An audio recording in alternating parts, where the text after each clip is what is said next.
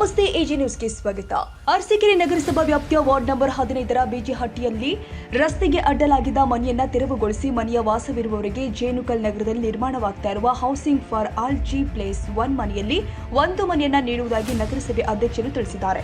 Ward number 15ರಲ್ಲಿ ನಗರೋತ್ಥಾನ ಹಂತ 4ರ ಸುಮಾರು 2 ಕೋಟಿಯ ಕಾಮಗಾರಿಗಳನ್ನು ನಿರ್ವಹಿಸ್ತಾ ಇದ್ದು, ಅದರಲ್ಲಿ ಭಾಗಶಃ ಕಾಮಗಾರಿಗಳು ಪೂರ್ಣಗೊಂಡಿದ್ದು, ಬಾಕಿ ಉಳಿದ ಕಾಮಗಾರಿಗಳನ್ನು ಶೀಘ್ರವಾಗಿ ಪ್ರಾರಂಭಿಸಲು ಗುತ್ತಿಗೆದಾರರಿಗೆ ಸೂಚಿಸಲಾಗಿದೆ. ನಗರೋತ್ಥಾನ ಉಳಿಕೆ ಅನುದಾನದಲ್ಲಿ ವಾರ್ಡ್ ನಂಬರ್ 15ರ ಗೊಲ್ರಟ್ಟಿಯಿಂದ BH ರಸ್ತೆವರೆಗೆ ಸುಮಾರು 1.5 ಕಿಲೋಮೀಟರ್ ರಾಜಕಾಲುವೆಯನ್ನ ನಿರ್ಮಾಣ ಮಾಡಲು ಕ್ರಿಯಾ ಯೋಜನೆಯನ್ನು ತಯಾರಿಸಲು ನಗರಸಭೆ ಅಧಿಕಾರಿಗೆ ಸೂಚಿಸಲಾಗಿದೆ.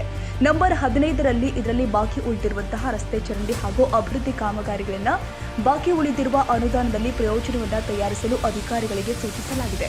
ಹಾಗೂ ಸದರಿ ವಾರ್ಡ್ನಲ್ಲಿ 15ನೇ ಹಣಕಾಸು ಅನುದಾನದಲ್ಲಿ ಅನುಮೋದನೆಯಾಗಿರುವ ಡಾಂಬರ್ ರಸ್ತೆಯನ್ನು ಚಾಲನೆ ಮಾಡಲು ತಿಳಿಸಲಾಗಿದೆ. ಹಾಗೂ ವಾರ್ಡ್ ನಂಬರ್ 15ರಲ್ಲಿ ಇರುವಂತಹ ಜೆಡಿಎಸ್ನ ಮುಖ್ಯ ಕಚೇರಿ ಹಾಗೂ ಜೆಡಿಎಸ್ನ ನಾಯಕರು ಆದ NR ಸಂತೋಷ್ ಅವರ ಮನೆ ಹತ್ತಿರ ತುರ್ತಾಗಿ ಡಾಂಬರ್ ರಸ್ತೆಯನ್ನು ನಿರ್ಮಾಣ ಮಾಡಲು ಮಾನ್ಯ ಅಧ್ಯಕ್ಷರು ತಿಳಿಸಿದ್ದಾರೆ. ಇವತ್ತೇನು ನಗರತಾಣದಲ್ಲಿ ಇವತ್ತು ವಾರ್ಡ್ ನಂಬರ್ 15ರಲ್ಲಿ ಸೇವಿಂಗ್ ಅಮೌಂಟು ಉಳಿತಾಯ ಅಮೌಂಟ್ ಬ್ಯಾಲೆನ್ಸ್ ಇತ್ತು.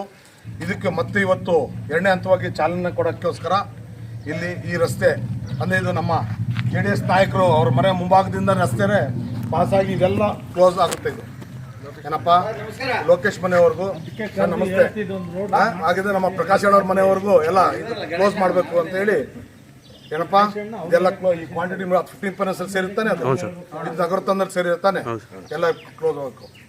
ನಮ್ಮ ನಾಯಕರು ಇನ್ನೊಂದ್ಸಲಿ ಬರೋಲ್ಲಿ ಟಾರ್ ರೋಡ್ ವೆಟ್ಮಿಸ್ ಬಿದ್ದಿರ್ಬೇಕು.